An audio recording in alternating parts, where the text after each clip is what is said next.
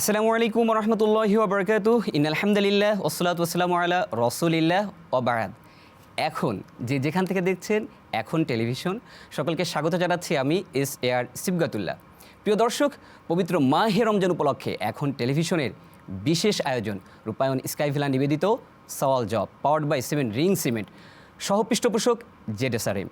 প্রিয় দর্শক, আমরা এখানে ইসলামী বিভিন্ন প্রশ্ন, জীবন ঘনিষ্ঠ বিভিন্ন জিজ্ঞাসা নিয়ে আলোচনা করে থাকি, আর উত্থাপিত এই সকল প্রশ্নের জবাব দিয়ে থাকেন বাংলাদেশের প্রখ্যাত ইসলামিক স্কলারবৃন্দ। তারই ধারাবাহিকতায় আজকে আমাদের সাথে যুক্ত হয়েছেন মাসিক মদিনা পত্রিকার সম্মানিত সম্পাদক ডক্টর আহমদ বদরুদ্দিন খান। আসসালামু আলাইকুম রহমতুল্লাহ। ওয়ালাইকুম আসসালাম ওয়া রাহমাতুল্লাহি ওয়া বারাকাতুহু। মুহতারাম, বাংলাদেশের মানুষ দেখা যায় যে রমজান মাসকে কেন্দ্র করে, যেহেতু জাকাতের সাথে পূর্ণ এক বছরের একটা সম্পর্ক আছে, তো রমজান মাসকে কেন্দ্র করে তারা জাকাত দিয়ে থাকে। আপনার কাছে প্রশ্ন হচ্ছে যে জাকাতের নির্ধারিত খাতগুলো কি কি? আলহামদুলিল্লাহ ওয়াসসালাতু ওয়াসসালামু আলা রাসূলিল্লাহ। জাকাতের খাত আল্লাহ রাব্বুল আলামিন স্বয়ং নির্ধারণ করে দিয়েছেন। সূরা তাওবার 60 নম্বর আয়াতে আল্লাহ রাব্বুল আলামিন একেবারে ধরে ধরে বলে দিয়েছেন যে 8 শ্রেণীর মধ্যে জাকাত বন্টন করতে হবে। জি, লিল ফুকারা ওয়াল মাসাকিন ওয়াল আমিলিনা আলাইহা, এরকম। হ্যাঁ, জি জি। মোট কথা দারিদ্র্য বিমোচনে রাইট, যতগুলি ফাঁক ফোকর আছে সব কিছু জাকাতের মাধ্যমে আল্লাহ রাব্বুল আলামিন পূর্ণ করে দিয়েছেন। সুবহানাল্লাহি ওয়া বিহামদিহি। যে কারণে আমি আরেকটু বলি আপনাকে যে আপনি জানেন যে ইসলামের যে সবচেয়ে প্রাথমিক যুগে দুনিয়ার সবচেয়ে অসহায় এবং সবচেয়ে সম্পদহীন মানুষ ছিলেন আসহাবে সুফা। সেই আসহাবে সুফার অন্যতম অধিবাসী হযরত আবু হুরায়রা, যিনি ক্ষুধার জ্বালায় অনেক সময় বেহুশ হয়ে যেতেন, উনি বলছেন যে আল্লাহর রাসূল সাল্লাল্লাহু আলাইহি ওয়াসাল্লামের গৃহীত দারিদ্র্য বিমোচন এবং জাকাত ব্যবস্থার কারণে রাসূলুল্লাহ সাল্লাল্লাহু আলাইহি ওয়াসাল্লামের ইন্তেকালের প্রায় 20 বছর পরে, অর্থাৎ সেই আসহাবে সুফার প্রত্যেকেরই 20 বছর পরে এই ব্যবস্থাপনার কারণে প্রত্যেকেই মদিনার সবচেয়ে সম্পদশালী ব্যক্তিতে পরিণত হয়েছিলেন। সুবহানাল্লাহি ওয়া বিহামদিহি। এটা জাকাতের সুফল। আচ্ছা আচ্ছা, তার মানে হচ্ছে যে জাকাত আপনি বলতে চাচ্ছেন দারিদ্র্য বিমোচনে একদম প্রধান ভূমিকা রাখে, প্রধান এবং সবচেয়ে কার্যকর হাতিয়ার, এবং এটা পরীক্ষিত। এখন আমরা যে একটু অর্থনীতি নিয়ে আরেকটা প্রশ্ন করি, যে বাংলাদেশের তারুণ্য তারা লেখাপড়া শেষ করে জব সেক্টরে যেতে চায়, তো কনভেনশনাল যে ব্যাংকিংগুলো বা প্রচলিত যে ব্যাংকগুলো আছে, এই ব্যাংকগুলোতে তারা জব করতে পারবে কিনা? ইসলাম এ বিষয়ে কি বলে? না, একজন মুসলমানের পক্ষে কোনো অবস্থাতেই সুদ ভিত্তিক অর্থনীতির সাথে নিজেকে সম্পৃক্ত করা উচিত নয়, কারণ সুদ মানুষকে ধ্বংস করে।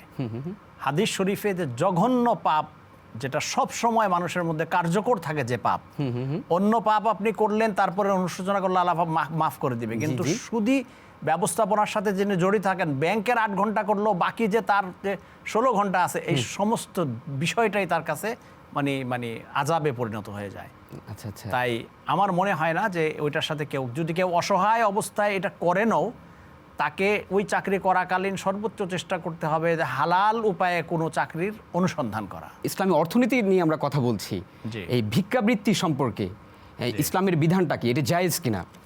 না, ভিক্ষাবৃত্তি ইসলামে জায়েজ নাই। আপনি জানেন যে হাদিস শরীফে আছে যে প্রয়োজন ছাড়া যে ভিক্ষা করে বা যে অন্যের কাছে চায় কিছু, সে কিয়ামতের দিন চেহারায় মাংসবিহীন অবস্থায় উত্থিত হবে। ইসলাম ভিক্ষাবৃত্তিকে নিরুৎসাহিত করেছে, এবং ভিক্ষাবৃত্তির বিকল্প কর্মসংস্থানের ব্যবস্থা ইসলাম অন্তত 27টা খাতের মাধ্যমে এই ভিক্ষাবৃত্তিকে নিরসনকল্পে প্রদান করেছে। আচ্ছা আচ্ছা, আমাদের কাছে অনেকেই জানতে চেয়েছেন, সেটা হচ্ছে যে জাকাতের যে অর্থটা, এটা কি আমরা মাদ্রাসা কিংবা মসজিদে দিতে পারবো কিনা? না, মসজিদে তো জাকাতের অর্থ দেয়াই যাবে না, কারণ মসজিদ কোনো জাকাত বা ফিতরা বা কোনো মানুষের যে আপনাকে বলে যে ইসলাম যে সমস্ত ক্ষেত্রে মানুষের উপর সদকা ওয়াজিব করছে, ওইগুলি দিয়ে মসজিদ করা যাবে না। মসজিদ পিওর টাকা দিয়ে করতে হবে, কিন্তু মাদ্রাসায় দেয়া যাবে। দ্বীনি এলেম চর্চার জন্য মাদ্রাসায় জাকাতের অর্থ দেয়া যাবে, কিন্তু সেটাও দেয়া হবে শুধুমাত্র সমাজের বঞ্চিত মানুষের সন্তান যারা আছে, যারা দরিদ্র, তাদের জন্য। আচ্ছা, এখানে কিন্তু যদি লিল্লা বোর্ডিং, আমরা যেহেতু ইন্নামাস সাদাকাতু লিল ফুকারাই ওয়াল মাসাকিন ওয়াল আমিলিনা আলাইহা ওয়াল মুআল্লাফাতি কুলুবুহুম, এই যে আয়াতটা আছে, তো এখানে কোনো মাদ্রাসায় ধরেন লিল্লা বোর্ডিং নেই, সেক্ষেত্রেও কি জাকাতের অর্থ ওখানে দিতে পারবে? এমনি আমাদের সাধারণ যে এমপিওভুক্ত মাদ্রাসাগুলো আছে। না, ওই ক্ষেত্রে মাদ্রাসার অন্যান্য প্রয়োজনে দেয়া যাবে, যেরকম মাদ্রাসার অবকাঠামো নির্মাণে দেয়া যাবে। তারপরে আপনি মনে করেন যে কারো মানে অনেক রেফারেন্স বই দরকার পড়ে, সেই রেফারেন্স বইগুলি বা মানে পাঠ্যসূচির অতিরিক্ত যে বইগুলি দরকার পড়ে, ওটা যাতে ছাত্রদের উপর চাপ না পড়ে, এই জন্য ওই বইগুলি সরবরাহ করা যাবে জাকাতের টাকা দিয়ে। মোহতারাম, আপনার কাছে জাকাত নিয়ে আরও আলোচনা শুনবো বিরতির পরে। দর্শক, সময় হয়েছে একটি বিরতি নেওয়ার, আমাদের সাথেই থাকুন, শীঘ্রই ফিরবো ইনশাআল্লাহ।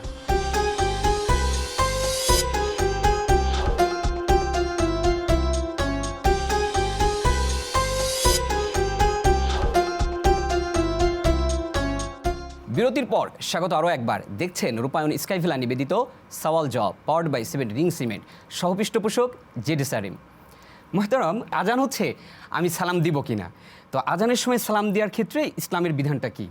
ইসলামের বিধানটা, আজানের সময় কেউ সালাম দিলে সালামের উত্তর দিবে, কোনো অসুবিধা নাই। কারণ সালামের উত্তর দেওয়াও যেরকম সোয়াবের কাজ, আজানের উত্তর দেওয়াও এরকম সোয়াবের কাজ। হ্যাঁ, দুইটার সাথে কোনো কন্ট্রাডিকশন নাই। আচ্ছা আচ্ছা আচ্ছা। এই যে রোজা অবস্থাতে আমাদের ব্লাড ডোনেশন বা রক্তদানের ক্ষেত্রে ইসলামের বিধানটা কি? ব্লাড দেওয়া যাবে কিনা? প্রয়োজনে রক্ত দেওয়া যাবে রোজা থাকা অবস্থায়। আচ্ছা আচ্ছা আচ্ছা। তো আরেকটা হচ্ছে যে এই যে সাহারির সময়ে মানে কেউ ভাবছে যে আজান দেয়নি, কিন্তু এটা ভেবে সে তখনও সাহারি করছে, তো এই ক্ষেত্রে তার রোজার কোনো ক্ষতি হবে কিনা? না, আল্লাহ রসুলের সুস্পষ্ট হাদিস আছে যে কেউ যদি সাহারি করা তো দূরের কথা, সাহারি তো তাও কিছু ওয়াক্ত এর মধ্যে সে পেল, দুপুরবেলা বা সকাল 10টা-11টায় কেউ যদি ভুলে নাস্তা করে ফেলে, যেমন আমাদের 11 মাসের যে এক্সারসাইজ, যে আমরা সকালে নাস্তা করি, দুপুরে খাই, ওইভাবেও যদি কেউ পেট ভরে খেয়ে ফেলে, তাহলে আল্লাহ রসুল ওই ব্যক্তিকে, ওই রোজাদারকে ভুলের ক্ষেত্রে এই সুসংবাদ দিচ্ছেন যে মনে করবা যে আল্লাহ পাক তোমাকে খাওয়াইছে এবং পান করাইছে, অর্থাৎ তোমার রোজা হয়ে যাবে যদি ভুলে করো। আচ্ছা আচ্ছা। মোহতারাম, আরেকটা হচ্ছে যে আমরা তো আমাদের মুখের মধ্যে আল্লাহ প্রদত্ত যে থুতুটা বা লালাটা আসে, এটা যদি কেউ খেয়ে ফেলে রোজার কোনো ক্ষতি হবে কিনা? না, মুখের লালাটা যদি কেউ গিলে ফেলে রোজার কোনো ক্ষতি হবে না। তবে মুখ ভরে যদি কখনো মানে ভেতর থেকে মানে ভমিটিংয়ের মতো হয়, ওইটা খাওয়া যাবে না। কিন্তু এমনিতে যে মুখের লালা আসে, এটাতে কোনো সমস্যা নাই। আচ্ছা আচ্ছা। মোহতারাম, আমরা কিন্তু মানে ইসলামী অর্থনীতি, জাকাত, এটা নিয়ে তো আমরা আমাদের দর্শক শ্রোতাকে মানে জানাতে চাই যে মূলত জাকাত দিলে পারে, জাকাতের একটা কিন্তু অর্থ আছে যে এটি সম্পদ বৃদ্ধি করে। তাহলে যে সম্পদ যে কমে না জাকাত দেওয়ার ক্ষেত্রে, তো এই জাকাত দেওয়ার ফজিলতগুলো কি? জাকাতের এক অর্থ হইল বৃদ্ধি পাওয়া। সবচেয়ে আমাদেরকে মনে রাখতে হবে যে আমরা যতই সম্পদের অধিকারী হই বা যতই সমৃদ্ধি আমাদের জীবনে আসুক, যদি আল্লাহ প্রদত্ত সেটার অন্তর্নিহিত বরকত না থাকে, তাহলে ওই সম্পদ ধ্বংস হইতে সময় লাগে না। আপনার কাছে টাকা আছে, কিন্তু আপনি প্রত্যেক দিন মানে টাকা ফুরিয়ে যাচ্ছে। আপনি যদি জাকাত দেন, তাহলে আপনি দেখবেন যে গত বছরের চেয়ে আপনার এই বছরটা বেটার হবে। এই বছর জাকাত দিলে আগামী বছরটা আরো বেটার হবে। আল্লাহ পাক সব কিছুতে তখন বরকত দিবেন। আপনার ব্যবসা বা যে সম্পদের আপনি জাকাত দিলেন, ওই সম্পদ কোনো প্রাকৃতিক কারণে ধ্বংস হবে না। এটা আল্লাহর পক্ষ থেকে গ্যারান্টি আছে। তার মানে আমরা বুঝতে চাচ্ছি যে হয়তো আপাত দৃষ্টি মনে হচ্ছে যে আমার শতকরা যে 2.5% হারে হয়তো আমার টাকাটা কমে গেল, যদি আমি বৃহৎ অর্থ আমি দেখি, তাহলে সম্পদ পবিত্র হচ্ছে কিংবা আমি বরকত পাচ্ছি। কারণ আপনি জানেন যে জাকাতের একটা অর্থ কিন্তু পবিত্র, সম্পদ পবিত্র হয়, রাইট? তার মানে হচ্ছে যে জাকাতে সম্পদ আরো বৃদ্ধি পেয়ে থাকে। হ্যাঁ, নিঃসন্দেহে পবিত্র সম্পদের বরকতই অন্যরকম, আপনি জানেন। হ্যাঁ, নিঃসন্দেহে। আমরা পুরুষেরা হলুদ কিংবা লাল কাপড় পরিধান করতে পারবো কিনা?